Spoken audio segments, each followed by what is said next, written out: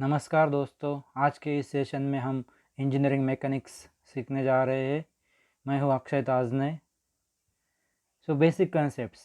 So first we will learn what is mechanics. Mechanics is the branch of physical science that deals with the state of rest or the state of motion is termed as mechanics. So what is mechanics? So mechanics is basically a branch of science. It deals with the state of motion or state of rest of any body or of any object. That branch is called as mechanics. तो mechanics क्या होता है basically? Mechanics एक branch है science का जो deal करता है कोई भी ऑब्जेक्ट हो या बॉडी हो उसका स्टेट ऑफ मोशन या स्टेट ऑफ रेस्ट से डील करता है, उस ब्रांच को कहते हैं mechanics. Classification of engineering mechanics. Depending upon the body to which the mechanics is applied, the engineering mechanics classified as mechanics of solids, mechanics of fluids. तो इसके ऊपर निर्भर करता है कि मैकेनिक्स के ब्रांच कौन से होगी, कि कहाँ पे इंजीनियरिंग मैकेनिक्स का एप्लीकेशन किया जा रहा है. जो बॉडी है जिसको मैकेनिक्स अप्लाई किया जा रहा है उसके ऊपर मैकेनिक्स ऑफ सॉलिड और मैकेनिक्स ऑफ फ्लूइड, ऐसे दो टाइप है मैकेनिक्स के. अगर बॉडी स्टेट ऑफ रेस्ट में है तो मैकेनिक्स के स्टडी को स्टैटिक्स बोलते हैं. अगर बॉडी स्टेट ऑफ मोशन में है और उसके ऊपर हमको फोर्स स्टडी करना है, बॉडी के ऊपर अप्लाई होने वाले फोर्स का स्टडी, तो उसको डायनेमिक्स बोलते हैं. So mechanics of rigid body mechanics. So what is the rigid body mechanics? So the body which will not deform or the body in which deformation can be neglected in the analysis, that is called as rigid body mechanics. जब कोई भी body deform होती नहीं है, जब उसके ऊपर force apply होता है और अगर बॉडी का डिफॉर्मेशन नहीं हो रहा है फोर्स अप्लाई होने के ऊपर भी, तो और डिफॉर्मेशन निग्लिजिबल है, बहुत कम है, तो उस मैकेनिक्स के ब्रांच को हम रिजिड बॉडी मैकेनिक्स बोलते हैं. Mechanics of deformation bodies. So mechanics of deformation body is depending upon the theory of elasticity and theory of plasticity. उसके ऊपर हमें लर्न करना है कि डिफॉर्मिंग जो बॉडीज़ है उसका मैकेनिक्स जो है वो उसके किसके ऊपर डिपेंड है. तो वो डिपेंड है theory of elasticity and theory of plasticity पे डिपेंड है, वो हम लर्न करने वाले हैं. Mechanics of rigid bodies. So it has two streams, statics, dynamics. The mechanics of rigid bodies dealing with bodies at rest is called as statics, whereas the mechanics of the bodies which deals with the bodies in motion is called as dynamics. तो statics क्या है? जब rigid body का हम study कर रहे हैं, वो बॉडी रेस्ट की कंडीशन में और उसके ऊपर अप्लाई होने वाले फोर्स और उसका इफेक्ट का अगर हम स्टडी कर रहे हैं तो उस ब्रांच को मैकेनिक्स के हम बोलते हैं स्टैटिक्स. डायनेमिक्स क्या है? जब कोई भी बॉडी मोशन में होती है उसके ऊपर फोर्स अप्लाई करते हैं और उसका इफेक्ट क्या है उसका अगर हमें स्टडी करना है तो उस ब्रांच को हम बोलते हैं dynamics. Dynamics itself has two branches as kinematics and kinetics. What is kinematics? The dynamic dealing with problems without referring to the forces causing the motion of the body is termed as kinematics. तो kinematic ये dynamics की branch है जो deal करती है कि problems में से जो प्रॉब्लम में फोर्स जो है वो मोशन कॉज करती है बॉडी की, अगर हम उस फोर्स को कंसिडर किए बगैर ही हम स्टडी करते हैं उस बॉडी के ऊपर एक्ट होने वाली फोर्स और उसके इफेक्ट का, तो उसको काइनेमेटिक्स बोलते हैं. What is kinetics? It deals with the forces causing motion called as kinetics. जब हम किसी भी बॉडी का स्टडी करते हैं उसके ऊपर एक्ट होने वाले फोर्सेस का, अगर वो फोर्स मोशन कॉज करती है तो उस बॉडी का स्टडी को हम बोलते हैं kinetics. So thereafter we will learn basic terminology in mechanics. First is mass. What is mass? The quantity of matter possessed by a body is called as mass. So we can understand mass of the body by the help of this example. We can see on the screen that this is the body which has some quantity of matter. So if you have to consider mass, then that quantity of matter we have to consider, that quantity of matter we can call as mass. तो mass क्या होता है किसी भी body में? उस body के अंदर जो भी क्वांटिटी ऑफ मैटर प्रेजेंट रहता है उसको हम बोलते हैं उस बॉडी का mass. Thereafter we have to understand what is time. Time is the measure of succession of events. तो अगर कोई भी इवेंट हो रहा है उसका सक्सेशन जो होता है उसका जो मेजरमेंट है उसको हम टाइम बोलते हैं. देखो अगर यहाँ पे एक इवेंट दिखाया है, ये बाउल में जो वाटर फिल हो रहा है, बाउल ऊपर नीचे हो रहा है, तो जो सक्सेशन है इवेंट्स का उसका मेजरमेंट को हम टाइम बोलते हैं यहाँ पे एक स्टडी में. Thereafter what is space? Space is the geometric region in which study of body is involve. तो स्पेस एक ज्योमेट्रिक रीजन है, उसके अंदर हम बॉडी का स्टडी कर रहे हैं, उस ज्योमेट्रिक रीजन को हम बोलेंगे space. What is length? It is the concept to measure linear distance. तो कोई भी चीज़ का लेंथ क्या होता है, या लेंथ मतलब हम क्या बोल सकते हैं मैकेनिक्स में, लीनियर टाइम में डिस्टेंस मेजर करने की जो प्रोसेस है उसको हम बोलते हैं लेंथ। सो डिस्टेंस के ऊपर डिपेंड रहेगा, एक पॉइंट से दूसरे पॉइंट तक लेंथ कितना होगा। What is momentum? Momentum is the product of mass and velocity. तो मास को हमने देखा कि क्वांटिटी ऑफ मैटर जो होता है उसको हम मास बोलते हैं। तो वेलोसिटी क्या होता है? Velocity is nothing but the change of distance, that is called as velocity. And momentum is the product of mass and velocity. जो भी मास और वेलोसिटी का जो प्रोडक्ट है उसको हम मोमेंटम बोलते हैं। What is displacement? Distance moved by body in the specific duration is called as displacement. अगर कोई बॉडी एक स्पेसिफिक डायरेक्शन में मूव हो रही है एक पर्टिकुलर टाइम में, तो जितना डिस्टेंस वो बॉडी ट्रैवल करते हो उस डिस्टेंस को हम बोलते हैं वो बॉडी की displacement. What is velocity? Velocity is the rate of change of displacement with respect to time. तो जो भी चेंज ऑफ डिस्प्लेसमेंट होता है उसका रेट जो होता है with respect to change of time, उसको हम बोलते हैं उस बॉडी की वेलोसिटी। तो डिस्प्लेसमेंट अगर मीटर में ले रहे हैं तो वेलोसिटी मीटर पर सेकंड में लेंगे, क्योंकि डिस्प्लेसमेंट एक डिस्टेंस है, तो वो मेजर हम अगर मीटर में कर रहे हैं तो वेलोसिटी है उस distance with respect to time, मतलब मीटर पर सेकंड, ऐसा हम, या किलोमीटर पर आवर। अगर कोई व्हीकल मूव हो रही तो हम उसका जो भी वेलोसिटी वो किलोमीटर पर आवर में बोलते हैं, तो वो वेलोसिटी हो गई उसकी। What is acceleration? The rate of change of velocity with respect to time is called as acceleration. तो जो भी वेलोसिटी चेंज हो रहा है विथ रिस्पेक्ट टू टाइम, उसका रेट ऑफ चेंज जो होता है उसको हम बोलते हैं एक्सेलरेशन। अगर कोई बॉडी एक्सेलरेट हो रही है मतलब उसका वेलोसिटी जो है वो चेंज हो रहा है with respect to time continuously, तो उसको हम बोलते हैं वो बॉडी एक्सेलरेट हो रही है। Thereafter we will learn the fundamental laws which are required to study mechanics. First is Newton's first law, which we have studied previously in the physics. So what this law states? It states that every body continues to be in the state of rest or uniform motion in a straight line unless it is compelled by an external agency acting on it. तो first law बोलता है Newton's का कि अगर कोई body state of rest में है या फिर इन यूनिफॉर्म मोशन में है स्ट्रेट लाइन में, तो इसी मोशन में रहेगी जब तक हम कोई एक्सटर्नल फोर्स उसके ऊपर अप्लाई नहीं करते, डिस्टर्बेंस प्रोड्यूस नहीं करते, तब तक वो बॉडी रेस्ट में है तो रेस्ट में रहेगी, या फिर मोशन में है तो मोशन में ही रहेगी। तो प्रैक्टिकली ऐसा होता नहीं है। हम देखते हैं कोई बॉडी मोशन में होती है तो कुछ देर बाद वो बॉडी स्टेबल हो जाती है। अगर किसी बॉडी को हमने उसके ऊपर फोर्स लगाया और छोड़ दिया तो बॉडी जो है मोशन में रहेगी, कुछ देर बाद जो एक्सटर्नल फोर्स है उसका इफेक्ट रिमूव होने के बाद वो बॉडी रेस्ट में आ जाएगी। लेकिन थ्योरेटिकली न्यूटन्स फर्स्ट लॉ यही कहता है कि अगर कोई बॉडी स्टेट ऑफ रेस्ट में है तो वो रेस्ट में ही रहेगी जब तक हम उसके ऊपर कोई एक्सटर्नल फोर्स नहीं लगेंगे, या फिर वो मोशन में है तो वो मोशन में ही रहेंगे जब तक हम उसको डिस्टर्ब नहीं करेंगे। तो बॉडी कंटिन्यूसली मोशन में रहने के लिए हमें क्या जरूरी होता है कि जो सरफेस पे ऊपर वो बॉडी मूव हो रही है वो सरफेस परफेक्टली स्मूथ होना चाहिए, वो रिक्वायरमेंट होती है। What is Newton's second law? It states that the rate of change of momentum of body is directly proportional to the impressed force and it takes place in the direction of force acting on it.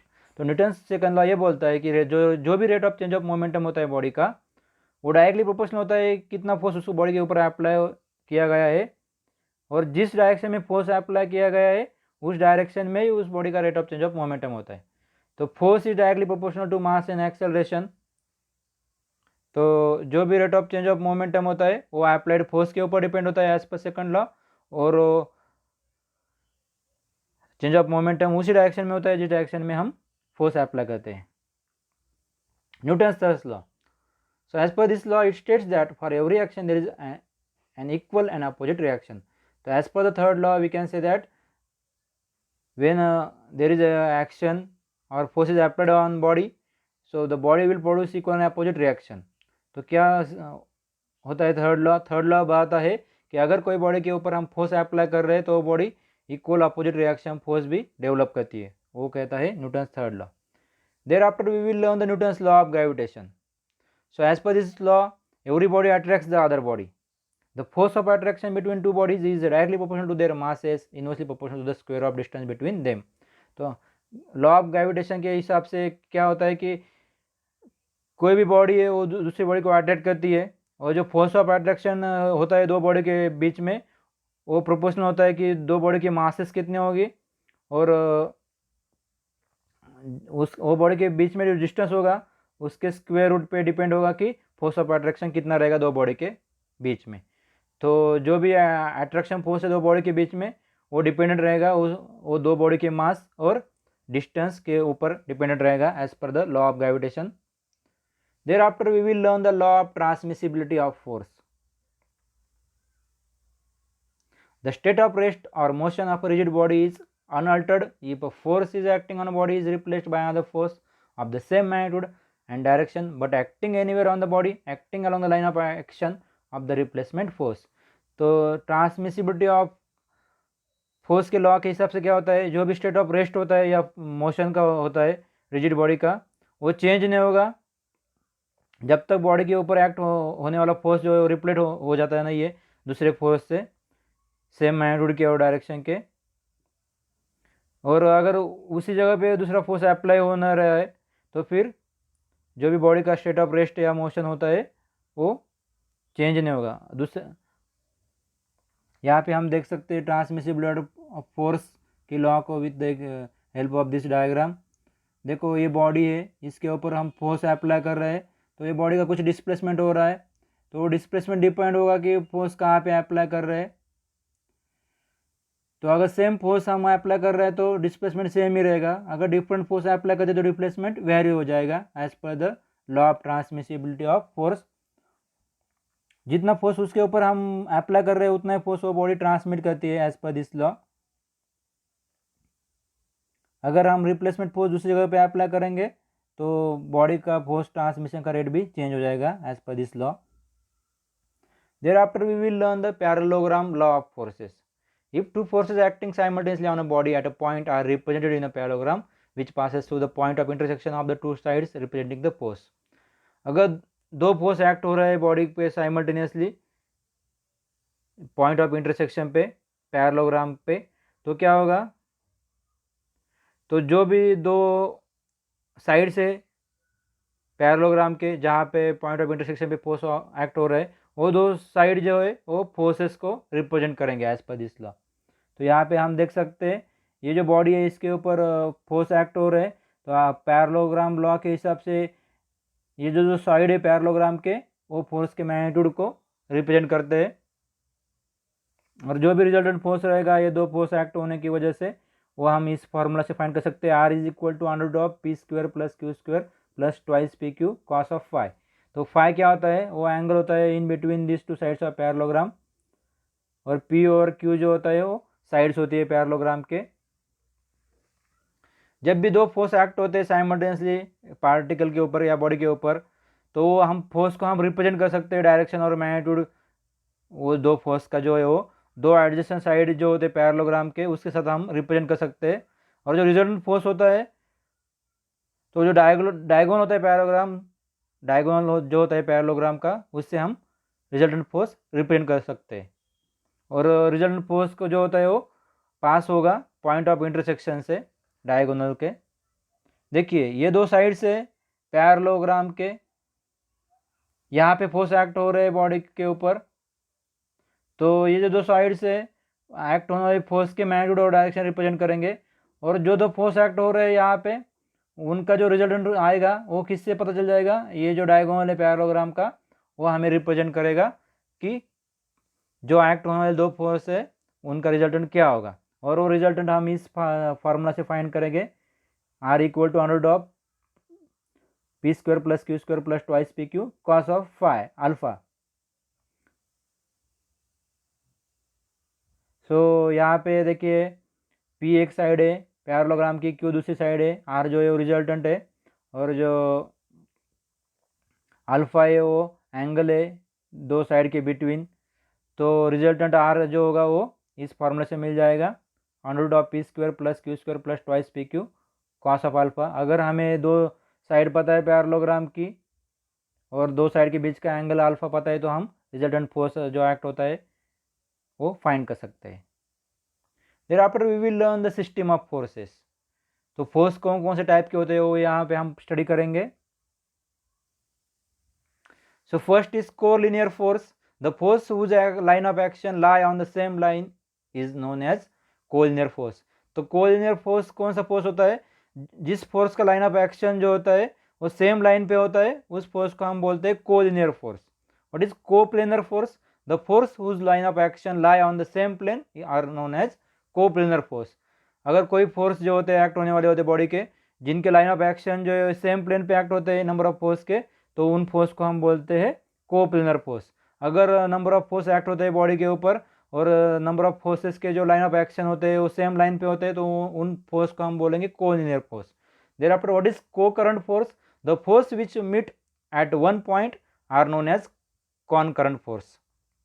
जो भी force act हो रहे हैं number of force body के ऊपर, अगर सभी force एक पॉइंट पे मीट होते हैं तो उन फोर्स को हम बोलेंगे concurrent forces. The concurrent forces में और may not be collinear.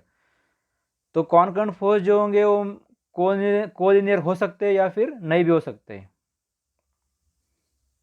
So first we will understand coplanar को concurrent force. The force which meet at one point and their line of action also lie on the same plane are known as coplanar concurrent force. तो यहाँ पे हम देख सकते हैं इस diagram पे नंबर ऑफ फोर्स मीट हो रहे बॉडी पे, बॉडी के ऊपर एक पॉइंट पे. तो जो भी नंबर ऑफ फोर्स एक्ट हो रहे हैं उनको हमने क्या बोला? उनको हम कॉनकरंट फोर्स बोलते हैं. और अगर सभी फोर्स एक्ट हो रहे हैं एक ही प्लेन में एक्ट हो रहे हैं बॉडी के ऊपर तो कोप्लेनर फोर्स बोलते हैं. अगर नंबर ऑफ फोर्स जो बॉडी पे एक्ट हो रहे हैं वो सभी एक प्लेन में एक्ट हो रहे हैं, एक ही जगह पे एक्ट हो रहे हैं, तो उन फोर्स को हम क्या बोलेंगे? Coplanar concurrent force. Thereafter we will understand coplanar non concurrent force. The force which do not meet at one point but their line of action lie on the same plane are known as coplanar non concurrent forces. जो भी forces act हो रहे हैं body के ऊपर उनका जो line of action है एक पॉइंट में मीट नहीं हो रहा है लेकिन वो एक ही प्लेन पे एक्ट हो रहे हैं सभी फोर्स, तो वो फोर्स को हम बोलेंगे कोप्लेनर नॉन कॉनकरंट फोर्स. यहाँ पे हम देख सकते हैं कि ये जो फोर्स एक्ट हो रहे हैं बॉडी के ऊपर एक ही प्लेन में एक्ट हो रहे हैं लेकिन उनका जो भी लाइन ऑफ एक्शन है वो मीट नहीं हो रहा है, तो इन फोर्स को हम क्या बोलेंगे? Coplanar non concurrent force. Thereafter we will learn non coplanar concurrent force. The forces which meet at one point but their line of action do not lie on the same plane are known as non coplanar concurrent force. जो भी force act हो रहे हैं body के ऊपर वो एक point में मीट हो रहे हैं. यहाँ पे देखे हम नंबर ऑफ फोर्स एक्ट हो रहे हैं बॉडी के ऊपर लेकिन वो एक पॉइंट में मीट हो रहे हैं लेकिन उनका लाइन ऑफ एक्शन है एक ही प्लेन में नहीं है, तो वो फोर्स को हम बोलेंगे नॉन कोप्लेनर कॉनकरंट फोर्स. सभी फोर्स कॉनकरंट है लेकिन एक ही प्लेन में नहीं है, तो वो क्या हो गए? Non coplanar concurrent force. Thereafter we will understand non-coplanar non-concurrent forces. The forces which do not meet at one point and their line of action do not lie on the same plane are called as non-coplanar non-concurrent force. जो भी force act हो रहे हैं body के ऊपर number of force वो एक point में मीट नहीं हो रहे, उनका लाइन ऑफ एक्शन भी एक सेम प्लेन पे नहीं है, तो वो फोर्स को बोलेंगे हम non coplanar non concurrent forces. So यहाँ पे हम देख सकते हैं जो भी हमने स्टडी किया कोलिनियर फोर्स कौन से फोर्स होते हैं? जो भी फोर्सेस एक्ट हो रहे हैं नंबर ऑफ फोर्स बॉडी के ऊपर अगर वो एक ही लाइन ऑफ एक्शन में एक्ट हो रहे हैं तो उनको हम बोलेंगे कोलिनियर फोर्सेस. उसके बाद हमने देखा कोप्लेनर फोर्स क्या होता है. तो जो भी नंबर ऑफ फोर्स एक्ट हो रहे हैं वो अगर एक ही प्लेन में एक्ट हो रहे हैं बॉडी के ऊपर तो हम उनको बोलेंगे coplanar forces.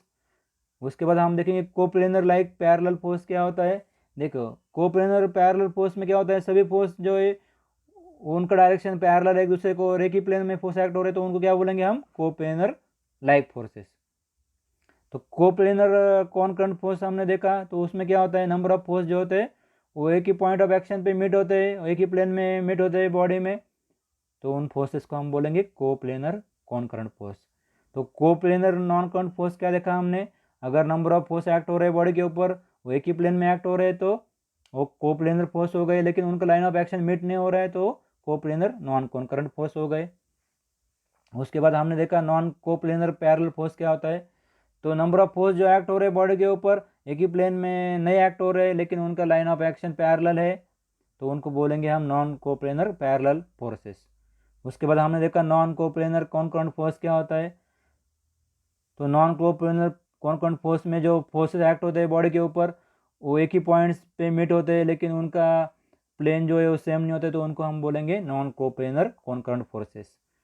Non coplanar non concurrent force क्या होता है, जो भी नंबर ऑफ फोर्सेस एक्ट हो रहे हैं बॉडी के ऊपर वो एक ही प्लेन में मीट नहीं हो रहे, एक उनका लाइन ऑफ एक्शन भी सेम नहीं है, तो फोर्स को हम बोलेंगे non coplanar non concurrent forces.